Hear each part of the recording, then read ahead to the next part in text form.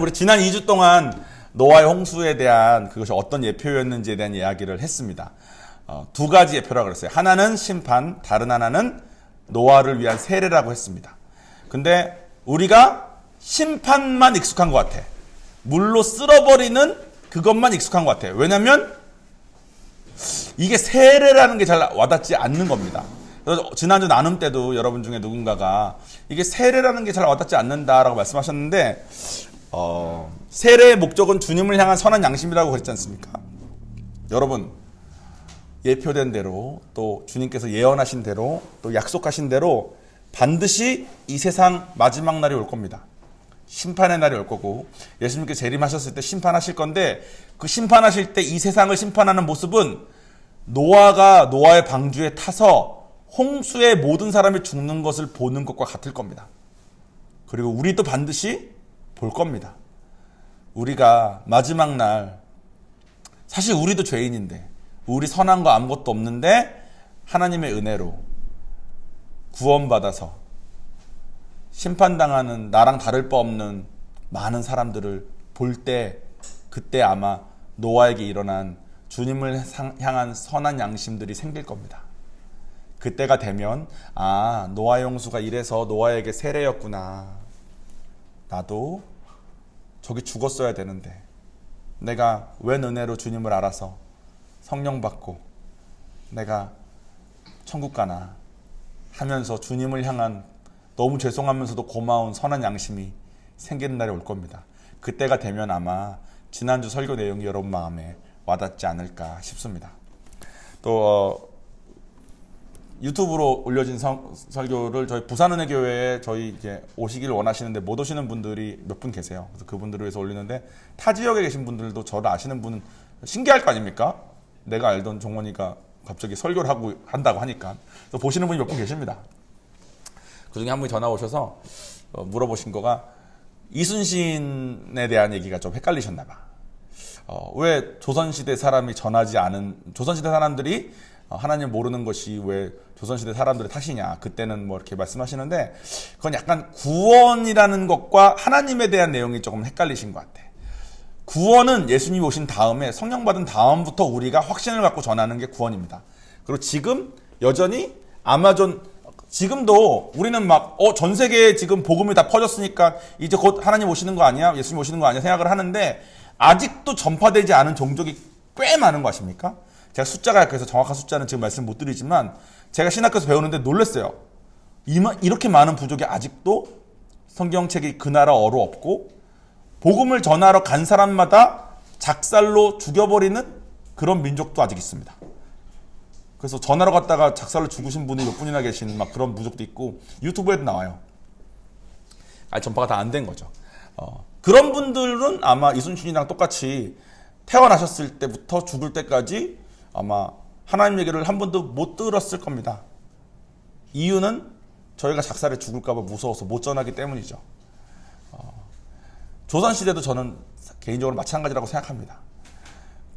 노아의 자손들이 전 세계에 퍼져 있고 전 세계에 그렇게 많은 홍수에 대한 벽화들이라든가 기록들이 남아있지만 사람들은 하나님을 전하지 않았습니다.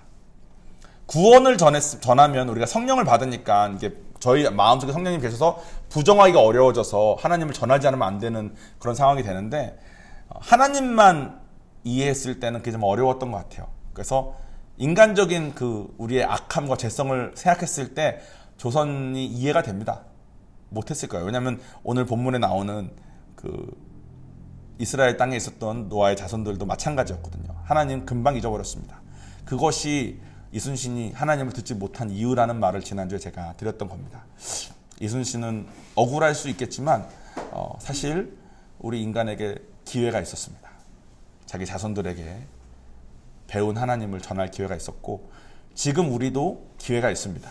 우리 주변 사람에게, 우리 주변의 소중한 가족에게, 소중한 친구에게 노아처럼 우리만 천국 가면서 심판받는 것을 볼 자신이 없는 사람에게는 저는 개인적으로 전해야 한다고 생각합니다.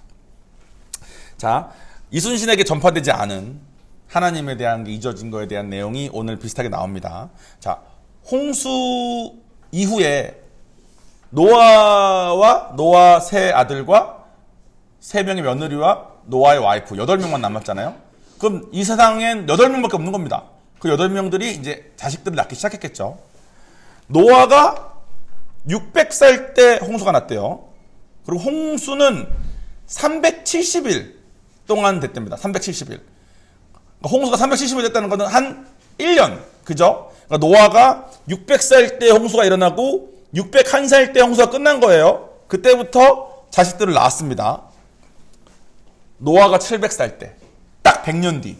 100년 동안 자식을 엄청 낳았겠죠?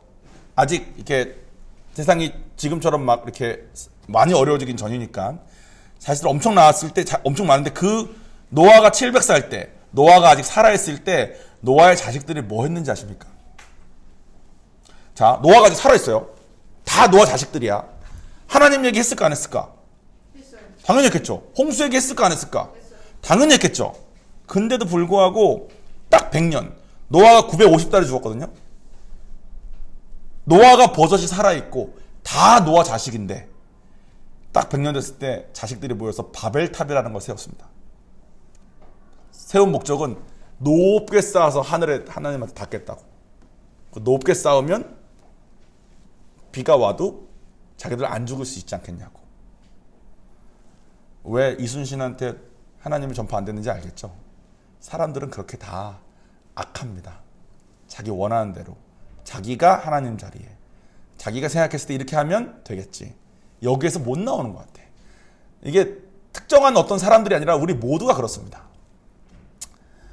높은 게 왜 이렇게 좋은지, 내가 알아서 할 수 있을 것 같은 거, 내가 해결할 수 있을 것 같고, 내가 나를 의지하는 것이 괜찮을 것 같은 생각이 참 우리를 압도하는 것 같습니다.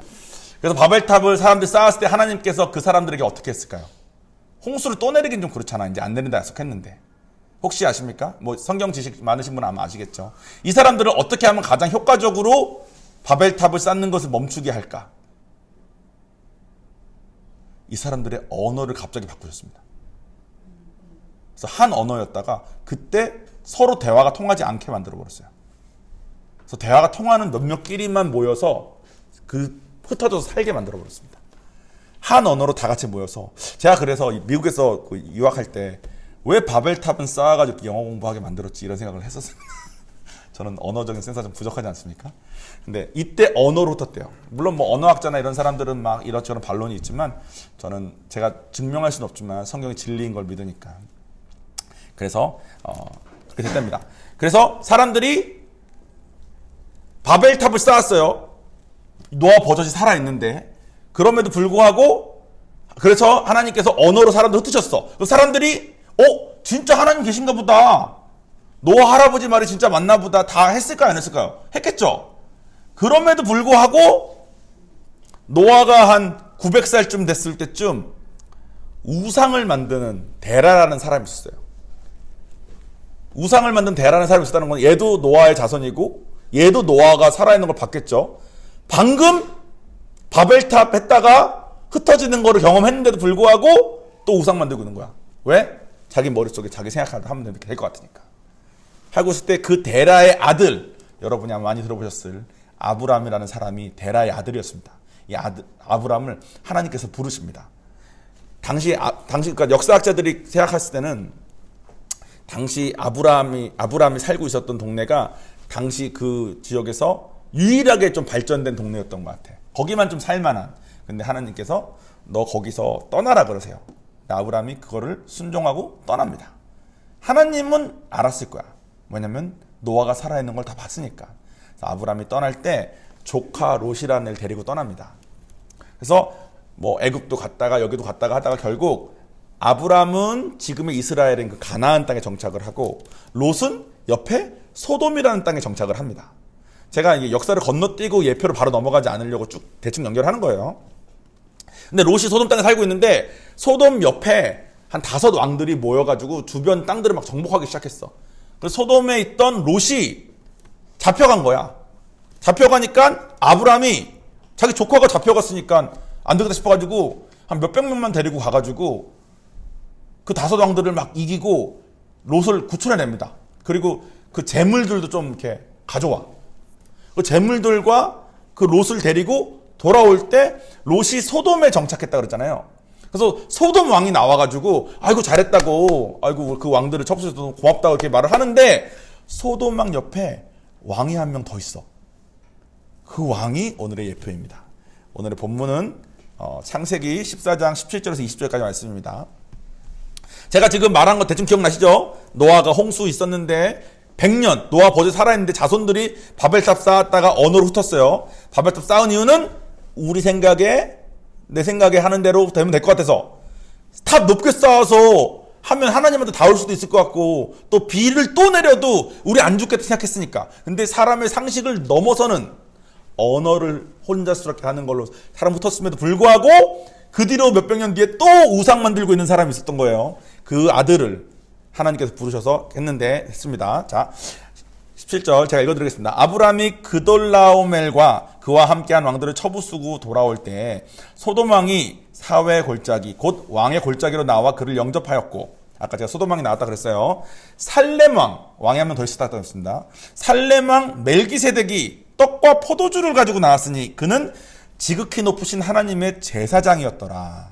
그가 아브라함에게 축복하여 이르되 천지의 주제이시요 지극히 높으신 하나님이여 아브라함에게 복을 주옵소서. 너희 대적을 내 손에 붙이신 지극히 높으신 하나님을 찬송할지어다 지로다 하매 아브라함이 그 얻은 것에서 10분의 1을 멜기세덱에게 주었더라. 오늘은 이 멜기세덱이라는 왕이 예표라는 것에 대해서 같이 배울 겁니다. 무엇의 예표일까요? 유추 한번 해보시겠어요? 자, 멜기세덱이라는 말의 뜻은 의의 왕이라는 뜻입니다. 의라는 말 많이 들어보셨죠? 살렘 왕이래. 살렘 왕 멜기세덱이라고 써있죠. 18절에. 살렘이라는 뜻은 평강이라는 뜻입니다. 평강. 그러니까 의의 왕이고 평강의 왕인 거예요. 근데 지극히 높으신 하나님의 제사장이었대. 그러니까 살렘 왕이니까 이 사람은 왕이면서 제사장이기도 해. 그리고 떡과 포도주를 주면서 아브라함을 축복해달라고 제사를 드렸대요. 그리고 아브라함이 전쟁을 통해서 얻은 자기의 소유 중에 10분의 1을 멜기세덱에게 줬답니다. 멜기세덱은 뭐의 예표일까요? 이거 맞추면 뭐 제가 하도 조건 거니까 좀 별론 것 같아서 조건은 안 걸 건데, 맞추면 박수. 박수는 아무도 안 좋아하네. 멜기세덱 뭐의 예표일까요? 뒤에 올 뭐에 대한 예표로 멜기세덱을 주셨을까? 다시, 멜기세덱이란 뜻은 의의 왕이란 뜻이에요. 살렘은 평강, 왕인데 제사장이야. 떡과 포도주를 통해서 제사를 드렸어요. 아브라함을 위해서. 그리고 아브라함이 지가 얻은 거에 10분의 1을 멜기세덱에게 줬대. 우리 제가 더 열심히 우리 성도분들께 가르치면서 섬기도록 하겠습니다. 멜기세덱은 예수님의 예표였습니다. 말을 안 했잖아. 말한 다음에 자기가 맞췄다 그러면 어떡해. 예, 예수님이었습니다. 그거를 오늘 슬라이드가 있습니다. 히브리서 저자가 그게 멜기세덱이 예수님인 것을 이제 확인해 줍니다.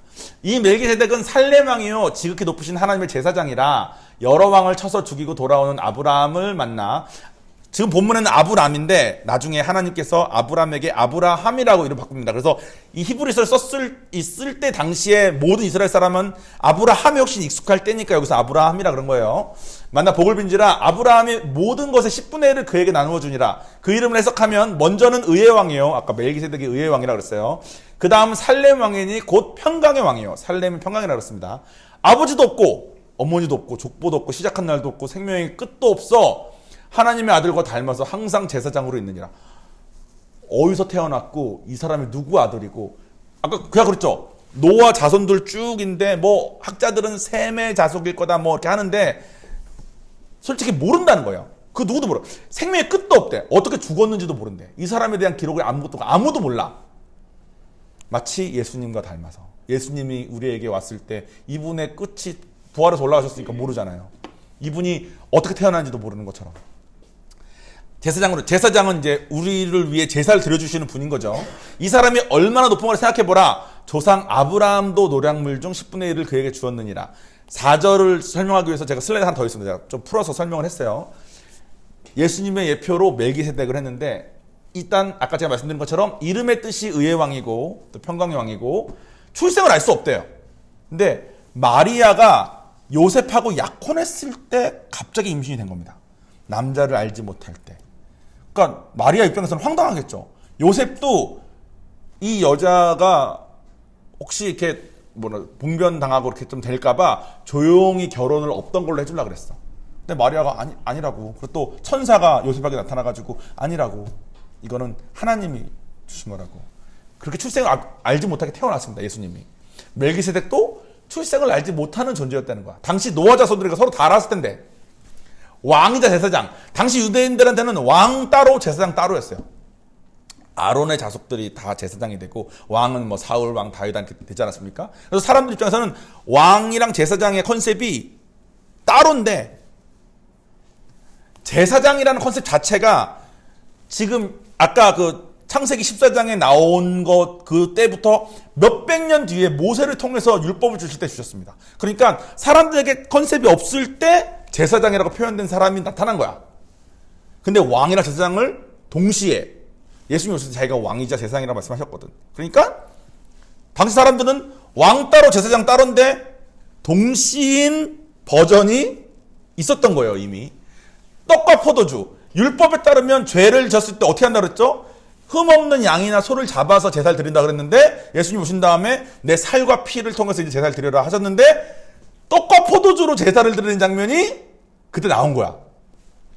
마지막. 당시 유대인들에게는 가장 높은 자기들의 아버지가 아브라함이었습니다.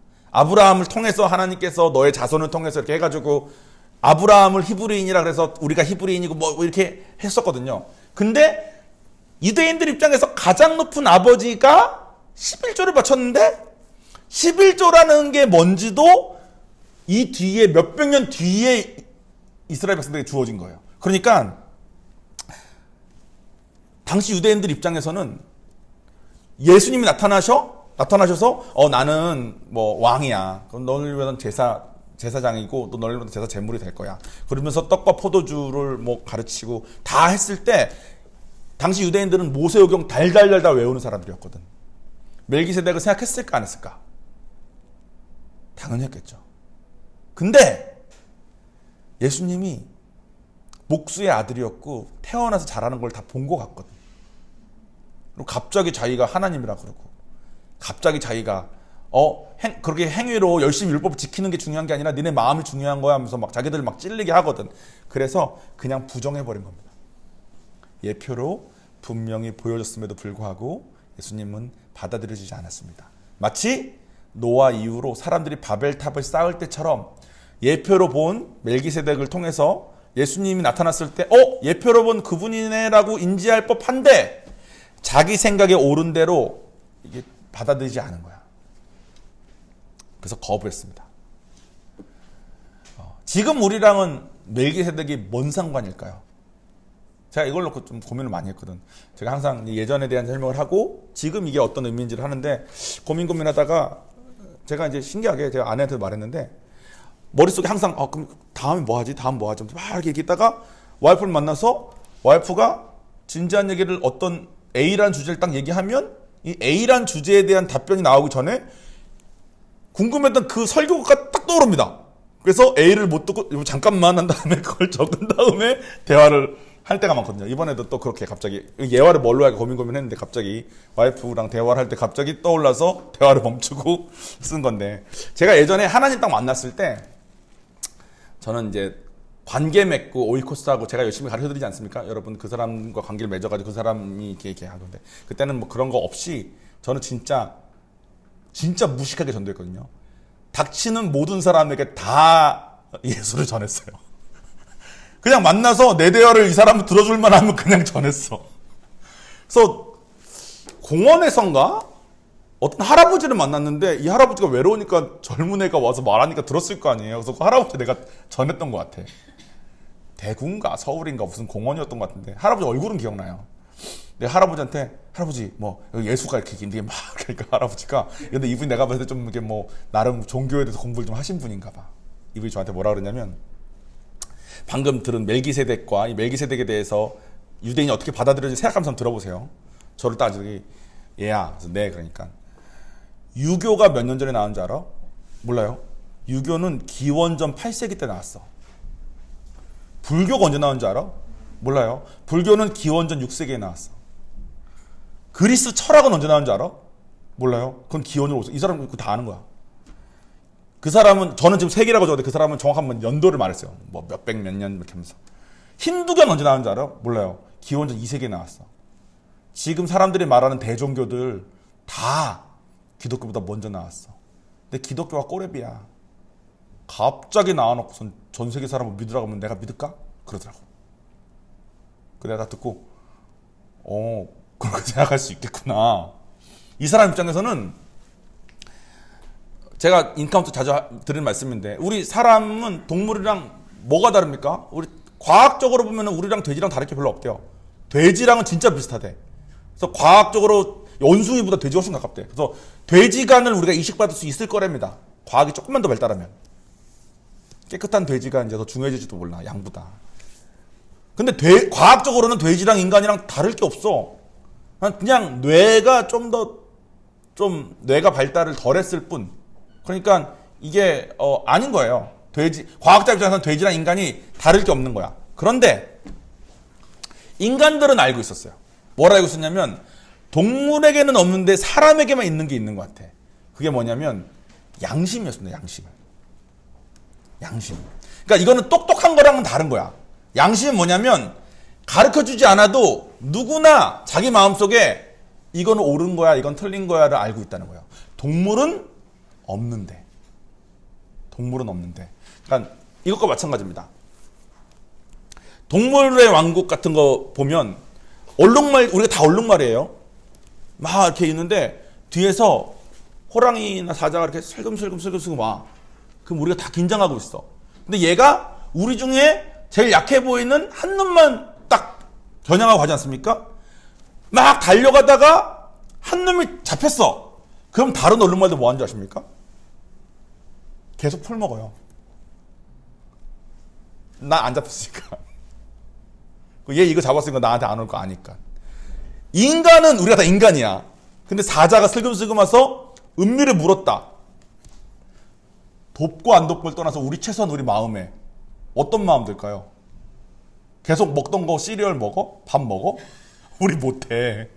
우리는 마음속에 양심이 있어서 큰일 났고 이건 아닌데 이거 어떡하지란 마음에 우리를 압도해 버릴 겁니다. 이게 사람에게만 있다는 것을 사람들이 알았어. 노아 홍수 지난 다음에 바벨탑 쌓고 다 지 맘대로 살고 전 세계 퍼져 언어가 달라져서 다 흩어진 다음에 얘기하는 거예요. 근데 사람들이 서로 죽이고 땅 뺏고 뭐 돈 뺏고 뭐 전쟁 맨날 하고 막 살면서 사람들이 이게 뭔가 아닌 것 같은 거야. 모두가 알았어. 양심이 있으니까 이게 아니라는 거예요. 동물하고 우린 다른데 우리가 동물처럼 살고 있는 게 뭔가 아니었던 거죠. 그러다가 어떤 사람이, 아까 뭐가 먼저였죠? 유교가 먼저였구나. 어떤 사람이 공부를 하다 보니까 우리가 이렇게 살 게 아니라 양심을 잘 공부해 보니까 우리가 국가한테는 이렇게 해야 될 것 같아. 부모님한테는 이렇게 해야 될 것 같아. 자식한테는 이렇게 해야 될 것 같아. 뭐 남편과 아내는 서로 이렇게 해야 될 것 같아를 깨달은 걸 막 가르쳐가지고 가르치기 시작합니다. 사람들이 다 양심이 있으니까 이렇게 막 벌벌 떨면서 사는 게 아닌 것 같은데 이 사람 말을 듣고 해보니까 맞는 것 같아. 그래서 유교를 만든 이 공자라는 사람은 자기가 종교 지도자가 되려고 이걸 한 게 아니에요. 사람이 양심이 있는 걸 보니까 이게 뭔가 우리에게 주어진 이게 뭐가 맞는 건지를 좀 정리할 필요가 있을 것 같아. 정리하고 공부하다 보니까 그걸 따라 살던 사람들이 훨씬 더 서로 부드럽게 서로 이렇게 싸우지 않아도 되게. 그러니까 그 유교를 따라 사는 사람들이 훨씬 더 다른 야만천인처럼 사는 사람보다 행복하게 살았겠죠. 그러니까 유교가 정착이 됩니다. 그래서 그 종교를 통해서 종교화가 된 거예요. 그 가르침이. 기원전 6세기에는 어떤 사람이 돌을 닦다가 깨달아진 게 있어. 이건 것 같은데? 그래서 가르친 것대로 살다 보니까 종교화가 된 거야. 그래서 종교들이 많이 생겼다는 거야. 그런데 갑자기 한 종교가 나타났는데 그 종교가 그 할아버지 말씀처럼 제일 늦게 나타났는데 갑자기 다른 종교들은 그래 이 종교나 저 종교나 우리가 선하게 살면 되지. 약간 이런 식인데 한 종교만 갑자기 지네만 맞대. 그러니까 이 할아버지의 의견이 일리가 있습니다. 살레망 멜기세덱 예표를 봤음에도 불구하고 예수를 죽인 유대인들이 이해가 되는 거야. 갑자기 지가 나와서 지만 맞다 그러니까 이 뭐야? 그럼 그동안 우리가 해왔던 건 뭐야? 이렇게 돼버린다는 거예요. 근데 우리가 기독교만 맞는 이유, 기독교만 우리가 다른 종교 있는 사람들에게 그 종교가 아니라 기독교만 맞는 이유가 있어요 하면서 기독교를 우리가 전파하는 이유가 근거가 뭐라 그랬죠, 여러분? 예수님이 뭐 했기 때문에 그랬다 그랬는데, 안 그러면 예수님은 거짓말장인 건데, 그죠? 자기가 신이라고 거짓말 친 거니까. 근데 한 일 때문에 우리가 뭐 지금 마스크를 쓰고 계속 이렇게 말씀하시는 것처럼 하면 내가 못 읽잖아. 입으로 이렇게 좀 이렇게 말을 해야지 제가. 그죠? 예수님 부활하신다고 자기가 예언하시고 실제로 돌아가신 다음에 부활하신 것을 두고, 부활은 죽었다가 살아나는 거가 아닙니다. 죽었다가 살아난 사람은 진짜 많아. 근데 죽었다가 살아난 다음에 다시는 안 죽는 게 부활입니다. 우리가 다 죽음에 대한 공포에 쌓여 있을 때 너희가 나를 믿으면 너희도 나처럼 죽음을 이기고 죽지 않을 거야 라고 가르쳐 주신 그거가 보고 나서 전 세계가 이걸 믿기 시작한 거죠. 그리고 우리가 그거를 믿으면 그 조선시대처럼 고려시대나 뭐 그전에 뭐 신라 뭐 이때처럼 그냥 하나님만 지식으로 들었을 때는 좀 살다가 제가 뭐 요한이한테 열심히 가르쳐도 요한이가 듣고 나서 나는 그렇게 생각 안 하는데 하고 자기 마음대로 바벨탑 쌓으면서 살 수 있습니다. 근데 우리는 이제 웬 은혜로 예수님을 믿으면 성령을 받을 수 있는 시대에 태어나서 성령까지 받게 되니까 부정할 수 없게 되고, 이게 정말 맞구나 해서 우리가 다 제일 꼬라비로 생긴 이 종교가 맞다고 믿게 된 거 아니겠습니까? 그래서 유대교를 믿고 있는 유대인들도 성경에 예언된 대로 그 마른 뼈가 살아나면서 다 회복되는 일들이 예수님 오시기 전에 이제 하나하나 일어날 겁니다. 오늘 설교는 예수님의 예표로 오신 멜기세덱 왕에 대한 내용이었습니다. 히브리서에 오늘 그 슬라이드 봤던 게 히브리서인데, 히브리서의 다른 한 장면을 보면은 멜기세덱에 대해서는 설명할 게 너무 많은데 너네가 어차피 이해를 못하니까 여기까지만 한다 뭐 이런 말이 있어요. 저는 쓰면서 이게 성령의 감동으로 썼으니까 이 사람 말은 진심일 텐데 저는 너무 교만하니까 자기도 모르니까 이렇게 말하는 거 아니야? 이런 생각을 신학교 때 배우면서 제가 했어요. 근데 이런 생각이나 하고 있으니까 저 같은 놈이 바벨탑 쌓고 저 같은 놈이 멜기세덱을 못 받아들이는 거예요. 혹시 여러분 중에도 그런 생각하신 분 있습니까? 뭐 성경 이거 이런 거지 뭐, 저거 저런 거지 뭐. 그러면 미안하지만 저랑 함께 바벨탑 쌓을 사람들입니다. 그러면 하나님의 방법으로 우리가 흩어지게 될 거예요. 그러지 말고 우리 겸손히 다른 종교들이랑 비교하면서 뭐 제일 꼬라비로 갑자기 생긴 거 지네만 믿으라면 내가 믿어야 돼? 이런 생각이 틈타더라도 겸손히 하나님을 한번 신뢰해보고 예수님을 믿어보면 어떨까요? 오늘 기도하겠습니다.